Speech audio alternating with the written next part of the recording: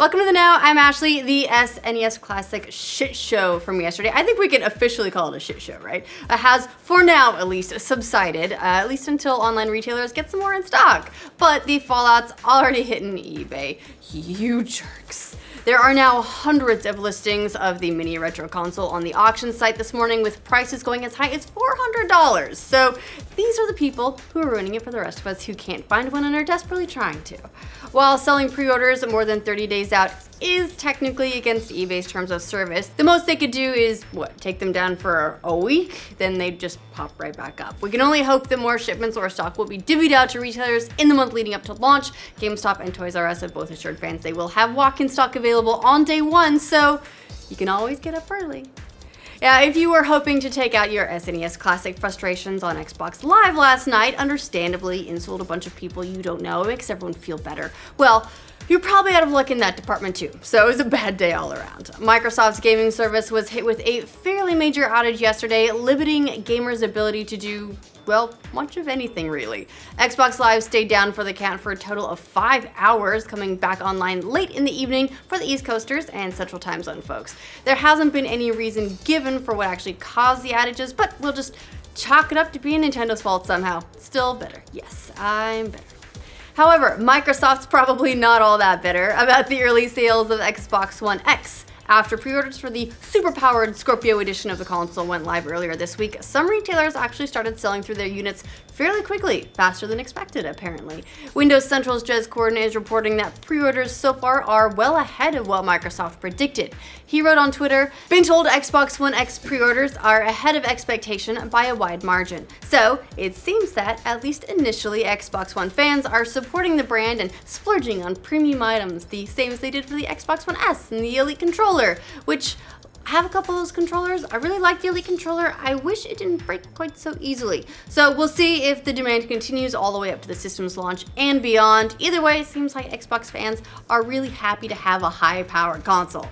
We've all experienced Hideo Kojima, the video game developer, but what about Hideo Kojima, Rolling Stone feature writer? The legendary game designer actually wrote a piece for the magazine about his new venture with Death Stranding. For him, he wants it to be a new kind of war game in the way that the recently released Dunkirk was a new kind of war movie. He gives the slightest bit of ambiguous teases about the game, continuing to talk about the rope and stick analogy he's been using since he first started hinting at the project, that the stick is for fighting and the rope is for bringing people together. He writes, 55 years have passed since the creation of the early video game Space War, but video games are still primarily players with sticks fighting each other. It's time for humankind to take the rope in hand. We are ready for a game not based on competition, but on the rope that will bring good to the player and make connections. We don't need a game about dividing players between winners and losers, but about creating connections at a different level. So yeah, that's what Death Stranding is all about. Whatever that means, I think Hideo Kojima just wants to tie us all up. I'm okay with it. There's been a lot of back and forth about Destiny 2's frame rate. While it's uncapped on PC, it's locked at 30 FPS on consoles, even on the more powerful Xbox One X and PS4 Pro. Now, Bungie is talking about frame rate gate, because everything's a gate now, a little bit more directly. In a new interview with Edge magazine, executive producer Mark Noseworthy said that it's technically possible, but it would lead to a game not nearly as epic in scope. He told Edge, "Could we make a Destiny game that ran at 60 FPS? Yes, but the space would be smaller, it would be less cooperative, and there'd be fewer monsters to shoot. That's not the game we want to make." He went on to say that if you want that uncapped frame rate, you can spend as much as you want to make it happen on a PC. You can judge the frame rate on console for yourself when Destiny 2 launches September 6th. Whoa, not that far away now. The saga of Microsoft and Sony crossplay continues! After months of back and forth over whether or not crossplay would be possible between the networks, including Microsoft firing a few shots at PlayStation, Xbox head of marketing Aaron Greenberg told Game Reactor that they're actually still in talks with Sony. Sony's been pretty reluctant about adding the feature, maybe because they're the top dog this generation, they don't need to add the feature, but Greenberg says that it could still happen. He said that we do partner with Sony on Minecraft, and of course we would like to enable them to be part of that one community to unite gamers. So we're talking to them and we're hopeful that they'll be supportive of it. So sounds like maybe he's just talking about Minecraft. It's better than nothing. It's a start. Then maybe we can get all the other games that we're hoping for. Call of Duty World War II's private beta kicks off this weekend for PS4 owners who pre-ordered the game. A couple caveats there. The beta will showcase a handful of maps and fan favorite modes, but one thing that's going to be missing is a game's social space, which we already knew about. This is known as the headquarters. As such, Sledgehammer has released a new trailer highlighting headquarters instead and how it's going to change things up in World War II. The trailer shows some of the ways players can compete 1v1 or through marksman challenges while they wait for new matches, plus fending off air assaults with anti-air guns. Seems like a significant addition to the game, definitely a new thing and a good way to meet more players or hang out with friends when not actually playing. Call of Duty World War II launches November 3rd. Can't wait to see all the people who banged my mom in that social space. It's gonna be busy in there. Now we've got a release date on one of the year's most anticipated VR games, Fallout 4 VR. It's gonna be released exclusively on HTC Vive on December 12th. Now you might remember that the Vive's price was recently cut to $599, and having a big name game like Fallout 4 on the system is gonna be a pretty nice boost for them. Isn't exclusive though.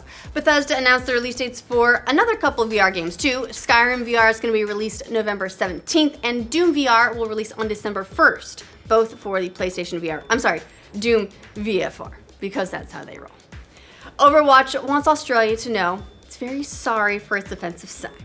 Okay, so maybe offensive, possibly too strong of a word, but it definitely annoyed some gamers down under, and you don't want that. The issue first arose on the Overwatch subreddit, where a player pointed out that in the new Junkertown map, there's a sign that advertises takeout rather than takeaway. Oh god. Takeout, by the way, not what you use in Australia. You use takeaway.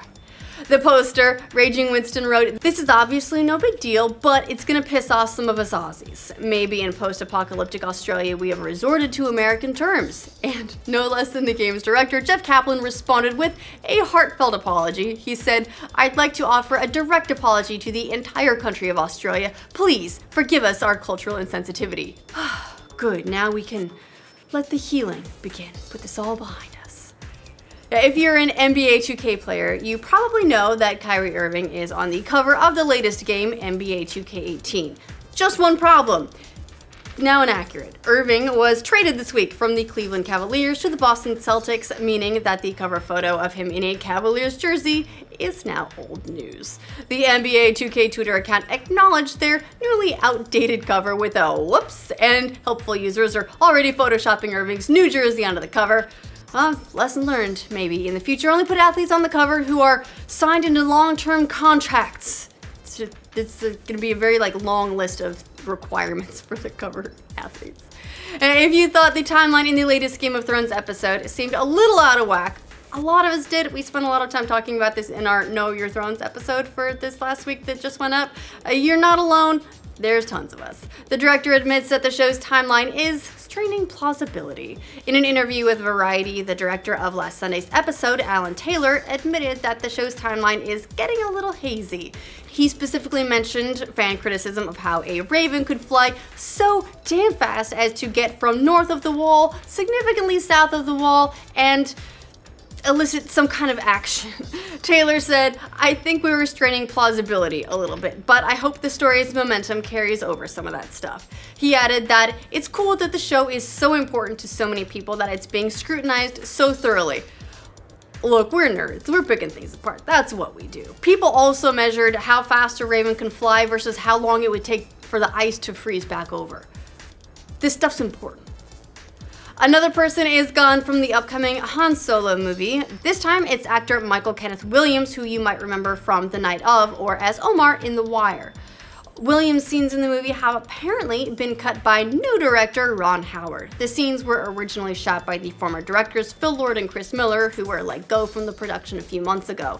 Howard is doing reshoots right now, but Williams is currently on location shooting a different movie in Africa, so he is not available for the reshoots. So it sounds like it's more of a scheduling issue than anything, but still kind of a bummer. Could your Roomba end up murdering you? Yeah, yesterday we talked about how all the AI leaders across the world think that we need to ban killer robots. Roombas are right up there with them. A cybersecurity firm has come out with a report saying that a number of popular home robots can be reprogrammed to spy on and, yes, attack their owners. The researchers from IO Active show how the robots can be turned into surveillance devices or, with the right code, go into bloodlust mode. That's right, your vacuum is out for blood. In one video, they show the Alpha 2 robot, which is built in China, stabbing the shit out of a tomato with a screwdriver. So maybe just before buying a home robot, make sure you can kick its ass, because one day you might need to. That's the news we have for you guys in this roundup. Let us know what you think of all the stories in the comments down below. To make sure you get news from every corner of the internet, like this video. If you're new around here, subscribe to the know. And please let us know how we can take on the killer robots in our homes, because now I'm worried. A week and then they all pop back up. Damn it. Patience by a ward margin. Handful of maps and fan favorite. Maybe in post-apocalyptic. What is wrong with me?